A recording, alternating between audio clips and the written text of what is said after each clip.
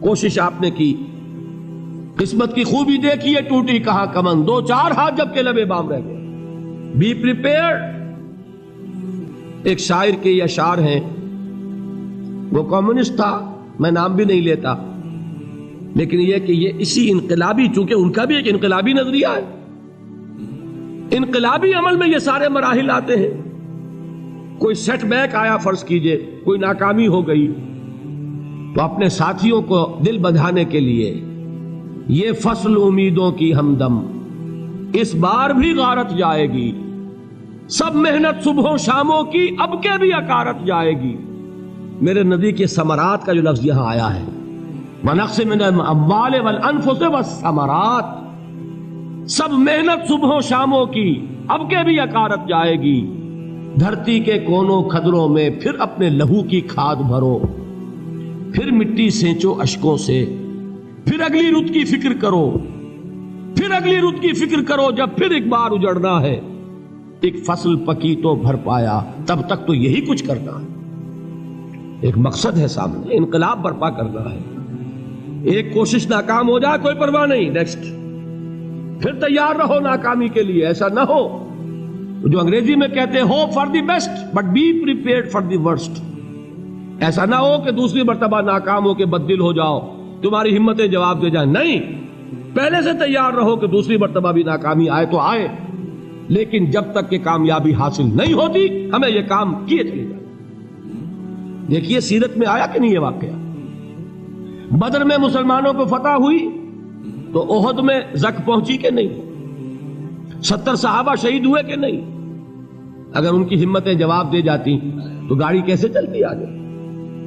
تو فرمایا وَلَنَبْلُوَنَّكُمْ بِشَيْءٍ مِّنَ الْخَوْفِ وَالْجُوعِ وَنَقْصٍ مِّنَ الْأَمْوَالِ وَالْأَنفُسِ وَالثَّمَرَاتِ، ہم تمہیں لازم آزمائیں گے، خوف کی کیفیت سے، فقر و فاقے کی کیفیت سے، بھوک سے، جان کے نقصان سے، مال کے نقصان سے، محنتوں کے حاصل کے ضائع ہو جانے سے۔ وَبَشِّرِ الصَّابِرِينَ، اور اے نبی بشارت دیجئے صبر کرنے والوں کو۔ الَّذِينَ إِذَا أَصَابَتْهُمْ مُصِيبَةٌ، وہ کہ جب ان پر کوئی تکلیف آئے، کوئی مصیبت آئے، کوئی آزمائش آئے، قَالُوا إِنَّا لِلَّهِ وَإِنَّا إِلَيْهِ رَاجِعُونَ، وہ یہ کہیں کہ ہم اللہ ہی کے ہیں، اللہ ہی کی طرف لوٹ جانا ہے۔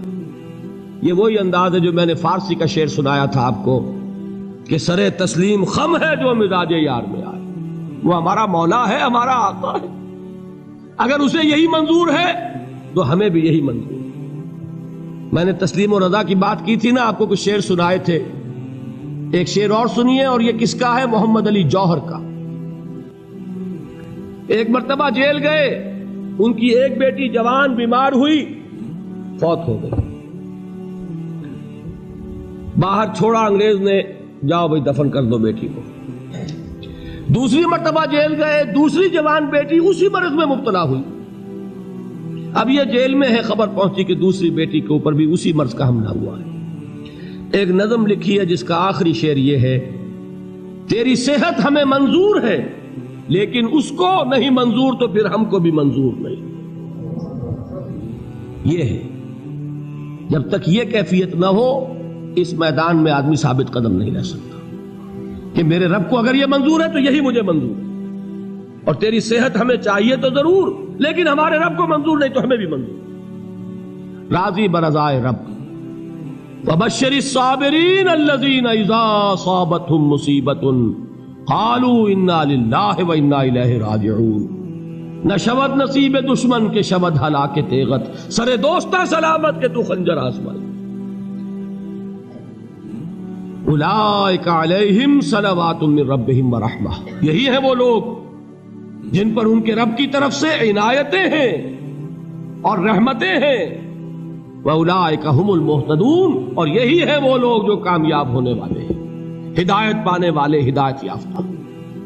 اسی سورہ بقرہ میں ذرا آگے چل کر، یہ تو ہے 20واں رکوع، 19واں رکوع، 21ویں رکوع کی پہلی آیت ہے، لَيْسَ الْبِرَّ أَن تُوَلُّوا وُجُوهَكُمْ قِبَلَ الْمَشْرِقِ وَالْمَغْرِبِ وَلَكِنَّ الْبِرَّ مَنْ آمَنَ بِاللَّهِ وَالْيَوْمِ الْآخِرِ وَالْمَلَائِكَةِ وَالْكِتَابِ وَالنَّبِيِّينَ وآتى المال على حبه ذوي القربى واليتامى والمساكين وابن السبيل والسائلين وفي الرقاب وأقام الصلاة وآتى الزكاة والموفون بعهدهم إذا عاهدوا والصابرين في البأساء والضراء وحين البأس۔ اب یہ آیت جو ہے سورۃ العصر میں جو مضامین آئے تھے سارے اس میں موجود ہیں۔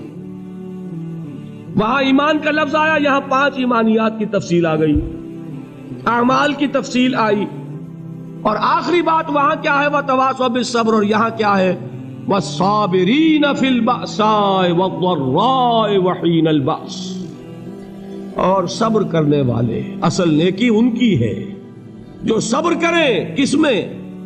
جنگ کے وقت، ذرائے، بأسائے، بأسا کہتے ہیں فقر اور فاقہ، واحد آئے گا باس تو اس کے معنی جنگ، اور بأسا جمع میں آئے گا تو فاقہ، فقر، بھوک، اور ذرائے جسمانی تکلیف، ضرر، جسمانی تکلیفوں میں صبر کرنے والے، فقر اور فاقے میں صبر کرنے والے، اور جنگ کے وقت صبر کرنے والے۔ اولئک الذین صدقوا واولئک هم المتقون، یہ ہیں وہ لوگ جو صبر کرنے والے ہیں، یہ ہیں جو سچے ہیں، جو اپنے دعوے میں نیکی کے اور ایمان کے صادق ہیں، اور یہی وہ لوگ ہیں جو متقی۔ اگلی صورت ہے سورہ آل عمران، اس میں 2 لفظ آئے ہیں، آخری آیت، یا ایھا الذین آمنوا اصبروا وصابروا ورابطوا واتقوا اللہ لعلکم تفلحون۔ دیکھیے یہاں صبر اور صابر جو تعلق جہد اور جہاد کا ہے وہی ہے صبر اور مصابرت۔ صبر ایک طرفہ عمل ہے، آپ جھیل رہے ہیں، برداشت کر رہے ہیں، صبر علی المعصیہ، صبر علی الطاعہ، صبر علی الابتلاء، یہ سب کیا ہے؟ صبر۔ اور مصابرت کیا ہے؟ صبر کا صبر سے مقابلہ۔ یہ سورہ آل عمران، اب وقت نہیں ہے میں آپ کو سناتا اللہ تعالیٰ نے کیسے کیسے مسلمانوں سے کہا، مسلمانوں تمہیں زک پہنچی ہے تو انہیں بھی تو پہنچی تھی، ان کے 70 نہیں مارے گئے تھے بدر میں، ان کے حوصلے جو ہیں وہ تو پست نہیں ہوئے، وہ اگلے سال آ گئے تم پر چڑھائی کر کے، تم کیوں اتنا برا مان رہے ہو؟ تمہارے دل اتنے زخمی کیوں ہو گئے؟ تمہیں تکلیف پہنچتی ہے تو انہیں بھی پہنچتی ہے۔ اپنی غیرت جو ہے ہمیں ذرا اس کا جائزہ لینا چاہیے۔ لوگ باطل نظریات کے لیے کتنی قربانیاں دے رہے ہیں، لوگ باطل چیزوں کے فروغ کے لیے کتنی محنتیں کر رہے ہیں۔ جیسا کہ میں نے ابھی کہا تھا، اسی غیرت کو چیلنج کرنے کے لیے، ذرا آپ کی حمیت دینی کو جوش دلانے کے لیے، قادیانی نوجوان کتنی تعداد میں اپنے آپ کو دین کے لیے وقف کرتا ہے، اور آپ کتنے نوجوان ہیں جو اپنے آپ کو دین کے لیے وقف کر دیں، اور ہوں وہ کھاتے پیتے گھرانوں کے لوگ۔ یہ نہیں ہے کہ اگر کوئی اور کام نہیں کر سکتا تو پھر یہ ہے کہ وہ دین کے کام میں لگ جائے۔ باصلاحیت لوگ، کھاتے پیتے لوگ، ذہنی استعداد رکھنے والے لوگ، اونچے گھرانوں کے لوگ، وہ وقف کریں اپنے آپ کو دین کے لیے۔ اس کے بغیر کیسے باہر آ جائے گی، کیسے رونق آ جائے گی؟ تو دنیا میں باطل نظریات والے جو ہیں، یہ بات کہی گئی ہے، مسلمانوں تم اگر توحید کے لیے لڑ رہے ہو، دیکھتے نہیں ابو جہل کو، اس نے گردن کٹوائی ہے شرک کے لیے، شرک کے لیے گردن کٹوائے، اور تم توحید کے لیے گردن کٹوانے کو تیار نہ ہو۔ اس نے گردن کٹوائی کہ نہیں کٹوائی؟ اور کس طرح کٹوائی ہے؟ کیونکہ بڑا متکبر قسم کا، فرعون قسم کا شخص تھا، جب گردن کاٹنے لگے تو کہتا ہے ذرا نیچے سے کاٹنا، تاکہ جب تم نیزے کے اوپر چڑھاؤ میرے سر کو تو اونچا نظر آئے، معلوم ہو سردار کا سر۔ وہ بدبخت مرتے ہوئے بھی جو اس کی کیفیت تھی نا، اس کو ذہن میں رکھیے۔ تو یہ اس لوگوں نے قربانیاں دی، جانیں دی، تو فرمایا اگر تم ان سے زیادہ قربانی نہیں دو گے، جو نوٹ کر لیجئے اس کو، مجرد اگر حق کو غالب کرنا اللہ کے ذمے ہو تو آنے واحد میں غالب کر دے گا، تمہیں تکلیف ہی دینے کی ضرورت نہیں۔ سمجھ رہے؟ کیا اللہ کے مقابلے میں کوئی باطل کی طاقت ٹھہر سکتی ہے؟ یہ تمہارے ایمان کا امتحان ہے، یہ تمہارے خلوص کی آزمائش ہے، یہ تمہارے امتحان کا ثبوت درکار ہے کہ اللہ تعالیٰ دیکھنا چاہتا ہے تم اس کے لیے اپنی جانیں قربان کرنے کو تیار ہو کہ نہیں؟ تم اس کے لیے تن من دھن لگانے کو تیار ہو کہ نہیں؟ اور یہ جان لو کہ اگر کفار اور مشرکین اور ملحدین اور باطل نظریات والے وہ جو کچھ قربانیاں اپنے باطل نظریات کے لیے دے رہے ہیں ان سے زیادہ اگر تم نہیں دو گے تو حق غالب نہیں ہوگا.